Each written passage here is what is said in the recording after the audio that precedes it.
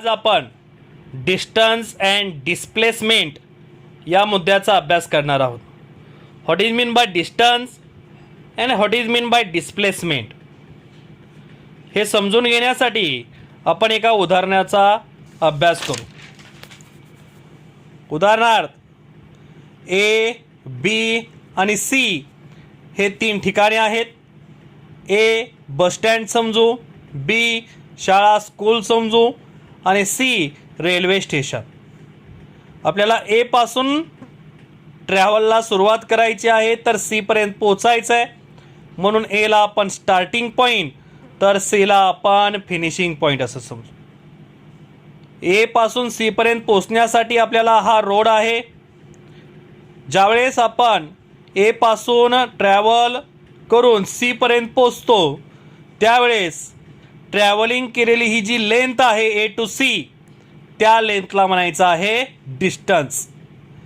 म्हणजेच काय तर travelled by object from A to C on the road, these length are called as the distance. तर displacement म्हणजे काय तर आपण ट्रॅव्हल करत असताना आपला स्टार्टिंग पॉईंट ए आहे, फिनिशिंग पॉईंट सी आहे. जर रोडनं प्रवास केला तर त्या रोडची जी लेंथ आहे त्याला डिस्टन्स म्हणायचं.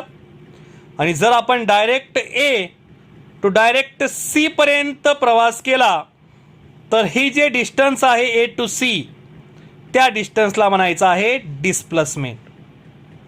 म्हणजेच काय तर स्टार्टिंग पॉईंट आणि फिनिशिंग पॉईंट ह्या दोन्हीमधलं जे मिनिमम अंतर आहे किंवा डिस्टन्स आहे त्या डिस्टन्सला म्हणायचं आहे डिस्प्लेसमेंट. ऑन द रोडचं जे लेंथ आहे त्या लेंथला डिस्टन्स म्हणायचं. तर जे ए टू सी या दोन मधलं जे मिनिमम डिस्टन्स आहे त्या डिस्टन्सला डिस्प्लेसमेंट म्हणायचं आहे. आता आपण difference between the distance and displacement पाहू. त्यामध्ये डिस्टन्सचा पहिला मुद्दा आहे distance is the length of the actual path. Actual path जो आहे तो travelled by an object from one point to another point. तर डिस्प्लेसमेंटला आपल्याला म्हणता येईल displacement is the minimum distance between the starting point and finishing point. दुसरा मुद्दा आपल्याला असं म्हणता येईल की distance is a scalar quantity. तर displacement is a vector quantity. आता डिस्टन्सला स्कॅलर क्वांटिटी का म्हणायचं आणि डिस्प्लेसमेंटला वेक्टर क्वांटिटी का म्हणायचं. ज्यावेळेस डिस्टन्सचा विचार करत असतो आपण त्यावेळेस ए टू सी हे ट्रॅव्हल करत असताना ऑन द रोड आपल्याला डायरेक्शनची आवश्यकता नसते.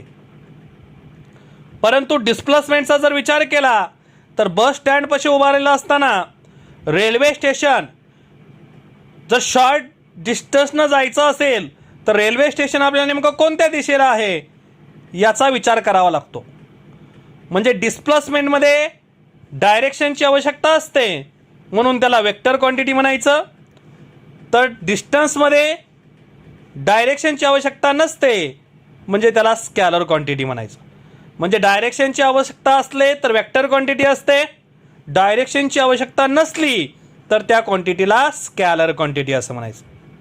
तिसरा मुद्दा आपण पाहू शकतो की distance is not equal to zero. पण डिस्प्लेसमेंटचा जर विचार केला तर displacement can be zero. Distance हे कधीच झिरो असू शकत नाही तर डिस्प्लेसमेंट हे झिरो असू शकते. उदाहरणार्थ ए आणि बी हे 2 ठिकाणे आहेत. अजून या 2 ठिकाणामधलं जे डिस्टन्स आहे किंवा लेंथ आहे ती आहे 50 मीटर. ज्यावेळेस आपण ट्रॅव्हल करत असताना ए पासून ट्रॅव्हल करून बी पर्यंत आणि परत बी पासून ट्रॅव्हल करून ए पर्यंत पोहोचतो त्यावेळेस त्या ट्रॅव्हलिंगची लेंथ जी आहे ते ए टू बी म्हणजे पहिल्यांदा 50 मीटर, परत बी टू ए म्हणजे परत 50 मीटर, म्हणजे एकूण आपण प्रवास किती केलेला आहे 100 मीटर. हा जो एकूण टोटल लेंथ आहे प्रवासाची त्या टोटल लेंथला आपण डिस्टन्स म्हणतो. म्हणजे डिस्टन्स आपला या उदाहरणामध्ये झालेला आहे 100 मीटर. तर डिस्प्लेसमेंटचा जर विचार केला तर डिस्प्लेसमेंट काय आहे नेमकं, तर या उदाहरणामध्ये जर विचार केला आपण तर ए हा स्टार्टिंग पॉईंट आहे, बी पर्यंत जातो आणि परत बी पासून ए पर्यंत येतो. म्हणजे फिनिशिंग पॉईंट पण आपला कोणता आहे एच आहे.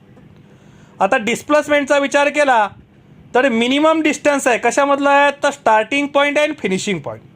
आपला स्टार्टिंग पॉईंट कुठून चालू झालेला आहे ट्रॅव्हलचा ए, बी पर्यंत जातो आणि परत फिनिशिंग पॉईंट कोणता आहे एच. आता ए आणि एच या दोन्हीचा जर विचार केला तर याच्यात मिनिमम डिस्टन्स किती आहे, तर याच्यामध्ये जनरली ए आणि एचा जर विचार केला तर त्याच्यामध्ये डिस्टन्स नाही. डिस्टन्स नाही म्हणजेच ते किती आहे 0. डिस्टन्स 0 आहे कशाच्या बाबतीत डिस्प्लेसमेंटच्या.